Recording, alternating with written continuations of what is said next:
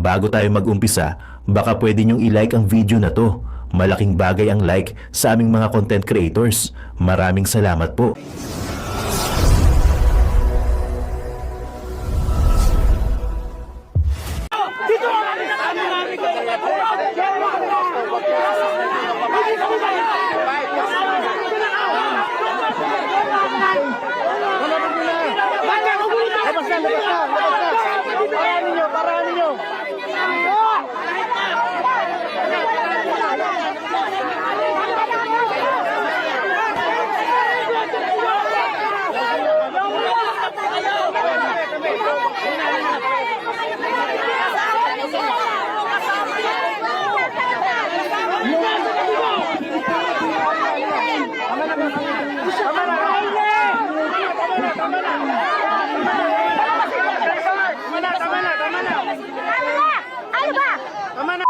Kailangan na po natin magkaisa. Maging liwanag po tayong lahat. Pag tayo pong lahat ay liwanag na nanggagaling sa kaibuturan ng ating puso, matutunaw po ang dilim. Sa kaya po, ang hinihiling ko po sa inyo ay unconditional love. Mahalin po natin si BBM. Biktima po talaga siya ng kadiliman. Biktima siya ng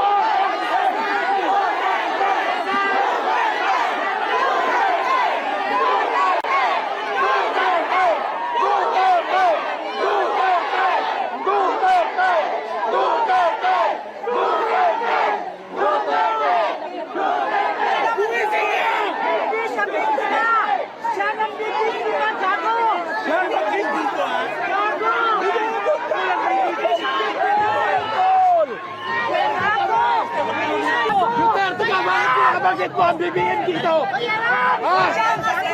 papaalisin na natin siya. Bakit po ang BBM? Ano po nangyari? Kahit po iba, hindi siya biktima. Kami Bakit tayo siya?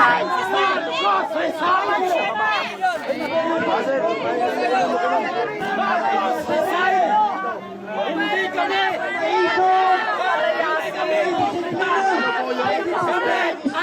Hindi siya biktima! Si Marcos nambibiktima! Mali ang sinasabi nito! Mali ka!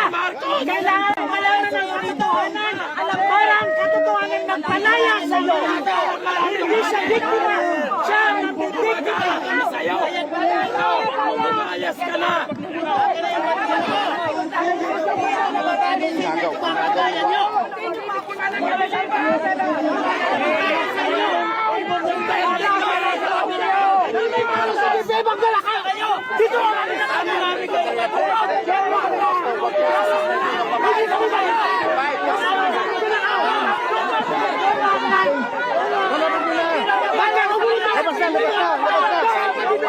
Paraan ninyo!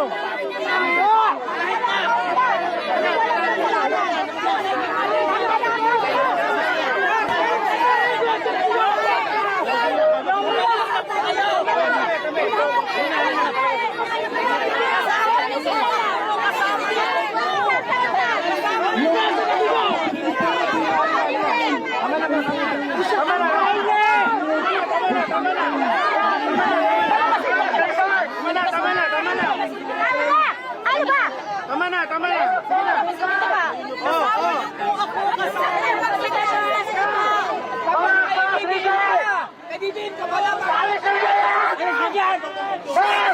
na! Putang ina, walang gamit na! Nanay, mother. Doon na kayo! Biktima tayo na! Hindi po ako nagkamali. Kaya ang sinasabi ko po, lahat po tayo ay biktima ng demonyo. Lumutang na po ang hell. Kailan ang paalisin natin si BBM sa Malacanang? Sino po kasama niyo, sister? Sino kasama niyo po dito?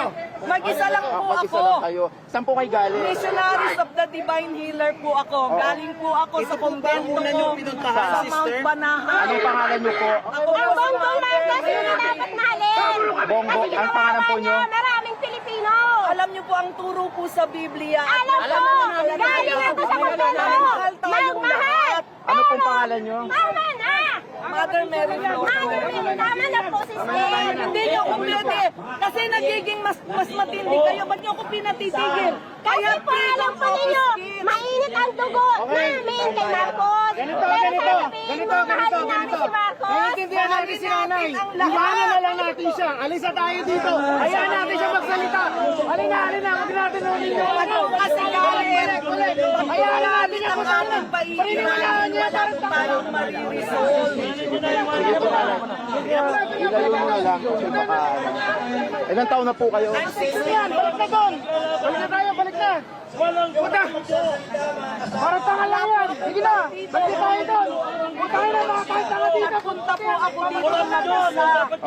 Ang sinasabi ko po sa inyo, magmahalan po tayo despite differences. Ang solusyon po ay unconditional love. Paalisin po natin ang dapat paalisin. Yes, ako po'y unang nagsasabi, paalisin na sa Malacanang si BBM. Parang awa mo, BBM. Lisa Araneta, umalis na kayo sa Malacanang. Kasi biktima kayo ng malaking sindikato para pahirapan ang Pilipinas. Hindi po tayo dapat naghihirap. Hindi po dapat naghihirap ang mga Pilipino. Look at this. 1986 ganito na ang nangyari. Bakit meron na naman ganito? Andun po kami sa 1986 revolution. Nakipaglaban po kami sa mga katangke para po makamit natin ang kalayaan. Bakit meron na naman ganito? That's why I support Duterte. Umiiyak po ako na ang Pangulong Duterte nasa Hague. Umiiyak po ako na kinakalaban natin ang katotohanan. I know the truth. Tingnan niyo po sa Facebook ko. Araw-araw I am posting against this administration. Ay, alam ko marami ang magiging consequence nito. Pero, hindi na po ako after my humiliation. I am not after my personal salvation. Salvation natin ay nailigtas na tayo ni Jesus Christ. But we have to save our country. Our country is devastated. Kaya sinasabi ko sa inyo, ang tangi pong makakaresolve ng issue sa Pilipinas ay unconditional love. Magpakaliwanag po tayo. Alisin po ang puot, galit, hinanakit sa mga loob. Pinakikinggan po tayo ng mga ina. Pinakikinggan po tayo ng ama. Malinaw na malinaw! Wala po mga pinaglalaban! Hindi kami tanga! ang ipinaglalaban ko po ay ang Pilipinas. I am for Marcos resign. I am for Marcos resign. BBM, you better get out of Malacanang. BBM, you better resign. Hirap na po ang mga Pilipino. Ako na po ang nagsasabi, the religious institution, all religious institution, nananahimik lang po yan. Pero, ang kailangan po natin, totoong kalayaan. Kalayaan na po sa puot, galit, hinanakit, sama ng loob. Lahat po ay may puot, galit, hinanakit, sama ng loob na. Kaya tayo lalong nagkakaroon ng maraming disaster. Kaya tayo nagkakaroon ng mga sakit na ramdaman.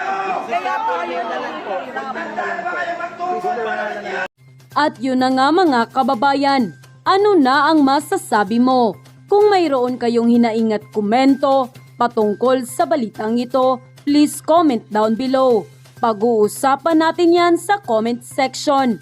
At kung nagustuhan nyo ang video, ay huwag kalimutang mag-like at i-share na din para mas marami pang makaalam at umabot ito sa marami sa ating mga kababayan.